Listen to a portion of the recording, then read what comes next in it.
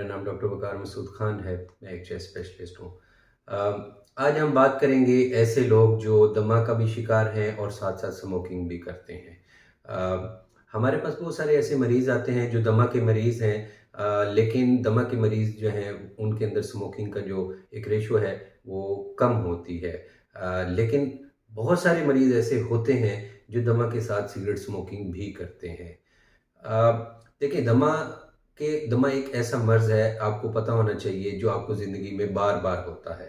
साँस तंगी आपको बार-बार होती है, एलर्जी आपको बार-बार होती है और उसकी वजह से आपका साँस बार-बार तंग हो सकता है। और उसके साथ अगर सिगरेट नोशी का भी मामला है, तो इसका मतलब है कि ये प्रॉब्लम आपका डबल हो गया या दुगने से भी ज़्यादा हो गया। आपको पता होना चाहिए कि सिगरेट नोशी से एक अलग बीमारी होती है, जिसको हम सीओपीडी का नाम देते हैं। वो मिडल एज से जाके लेट एज के अंदर वो बीमारी आती है। ऐसे मरीज़ जो लंबे अरसे तक स्मोकिंग करते रहे हों, उस वक्त तो उनको कुछ नहीं होता, लेकिन 10 साल बाद या 15 साल बाद जाके उनको जो सांस तंगी है वो ऐसा-ऐसा होना शुरू हो जाती है और वो परेशान हो जाते हैं कि अब तो हमने सिगरेट छोड़ दी, तो हमें क्यों हमारा सांस खराब हुआ। उनको इस बात का इल्म नहीं होता है, तो वो फिर सीओपीडी का शिकार हो जाते हैं। सीओपीडी के बारे में हम बड़ी डिटेल से एक अलग वीडियो में बात करेंगे। लेकिन यहाँ हम बात करेंगे दमा और सिगरेट नोशी। देखिए, आपको पता होना चाहिए कि दमा बज़ाते खुद एक ऐसी बीमारी है जो मुख्तलिफ वजूहात की वजह से बिगड़ जाती है, या फिर आपका दमा, आपकी सांस की एलर्जी मुख्तलिफ चीज़ों की वजह से जो है वो शुरू हो जाती है। तो उसमें मिट्टी, धूल, घटा, खाका, धुआं या खुराक में कोई ऐसी चीज़ या जानवरों से, परिंदों से, माहौल से, इस तरह की चीज़ें शामिल हैं। उसके साथ ही सिगरेट स्मोकिंग भी एक बहुत बड़ी वजह है। देखें, जो स्मोकिंग है उसकी वजह से आपकी सांस की नालियाँ और आपके फेफड़े जो हैं वो पहले ही डिस्टर्ब हो रहे होते हैं और वो बलगम और रेशा पैदा कर रहे होते हैं, जबकि दमा जो है वो बजाते खुद वो भी यही मामलात कर रहा होता है। तो जब भी स्मोकिंग की जाएगी या ऐसा बंदा जो सिगरेट स्मोकर है और साथ दमे का भी मरीज़ है, तो उसके अस्थमा के अटैक होने का जो चांस है वो बहुत ज़्यादा शदीद हो जाता है और वो एक नॉर्मल अस्थमा के मरीज़ के मुकाबले में ज़्यादा रेजिस्टेंट अस्थमा के साथ प्रेज़ेंट करता है। वो उसकी जो बीमारी की शिद्दत है वो एक नॉर्मल अस्थमा के मरीज़ से ज़्यादा शिद्दत के साथ आती है।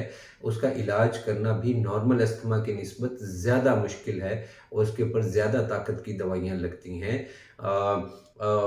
अगर आपका अस्थमा, दमा जो है वो कंट्रोल है, तो जो स्मोकिंग का धुआं है वो आपके अस्थमा कंट्रोल को ख़राब करने का बायस बन सकता है, आपके कंट्रोल हुए दमे को फिर से ज़्यादा शदीद करने का बायस बन सकता है। तो कहने का मकसद ये है कि हम चूँकि दमा के अंदर बहुत सारी चीज़ों से परहेज़ करने के लिए कहते रहते हैं मरीज़ों को, तो अगर ऐसे मरीज़ जो एस्थमेटिक है और दमे के मरीज़ हैं, एलर्जी के मरीज़ हैं, तो उनको भी स्मोकिंग से अवॉइड करना चाहिए। बेशक वो बहुत अच्छी मेडिसिन ले रहे हों, वो बहुत अच्छी परहेज़ कर रहे हों, लेकिन अगर उसके साथ अगर ये शामिल कर लिया जाए स्मोकिंग को, तो फिर ये एक ऐसी चीज़ है जो आपको वक़्तन-फ़वक़्तन ख़राब करती रहेगी और आपकी बलगम या रेशा या खाँसी, साँस तंगी वो होती रहेगी। वो ये इस रेशे को ठीक करने के लिए आप यूट्यूब पे बेतहाशा वीडियो सुनते हैं। आप दालचीनी का कहवा ले लें, आप सौंफ का कहवा ले लें, आप फलां जो है वो टोटका कर लें। देखें, वो बातें सारी अपनी जगह, उनकी वजह से असर होता है, लेकिन वो असर देर पा नहीं होता। बहुत सारे लोग हैं जो यूट्यूब के ऊपर ये बता रहे होते हैं कि आप ये घरेलू टोटका इस्तेमाल कर लें, आप फलां कहवा इस्तेमाल कर लें, आप फलां चीज़ों को पीस के और उनको जो है वो काढ़ा बना के पी लें, या फिर जो है वो होम्योपैथिक इलाज बताया जा रहा होता है।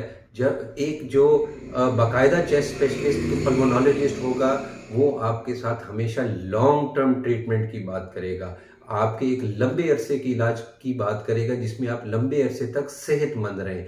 तो ये जितनी भी चीज़ें हैं जो आपके घरेलू टोटके या होम्योपैथिक वगैरह ये चीज़ें हैं, ये बहुत अच्छी हैं, ये बहुत कारआमद हैं, लेकिन इसमें एक थोड़ा-सा फ़र्क है और वो ये है कि इनके इस्तेमाल से आप रोज़मर्रा की बुनियाद पे तो बेहतर रह सकते हैं। 1 आध दिन, 2 दिन अगर आप लेते रहेंगे तो आपका रेशा जो है वो जमेगा नहीं और वो पतला रहेगा, वो कम हो जाएगा, तो आपको इतनी खाँसी नहीं होगी, इतनी साँस तंगी नहीं होगी।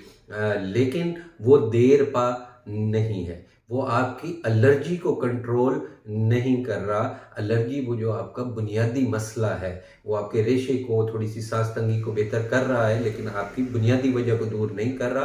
तो लिहाज़ा नतीजा क्या होगा कि आप 2, 4, 6 दिन बाद अगर आपको इसका अटैक हुआ है या आपको प्रॉब्लम हुआ है और आप इस तरीके की चीज़ों पे जाते हैं, तो आप 2-3 दिन तो गुज़ार लेंगे, लेकिन यकदम आपका साँस खराब होने का चांस बढ़ जाएगा। तो लिहाज़ा आप अगर दमे के मरीज़ हैं, तो आप बाकी चीज़ों से बहुत अवॉइड करते हैं, आप कहवा पिएँ, यखनी पिएँ, सूप पिएँ, आप मुख्तलिफ़ चीज़ों के जो जैसे दालचीनी है, सौंफ है, इनके कहवे इस्तेमाल करें, उसमें शहद डाल के इस्तेमाल करें। बाज़ औक़ात कई जगहों पे लीमू का लिखा हुआ है कि आप वो हल्का-फुल्का लीमू डाल के भी कहवे में इस्तेमाल कर सकते हैं।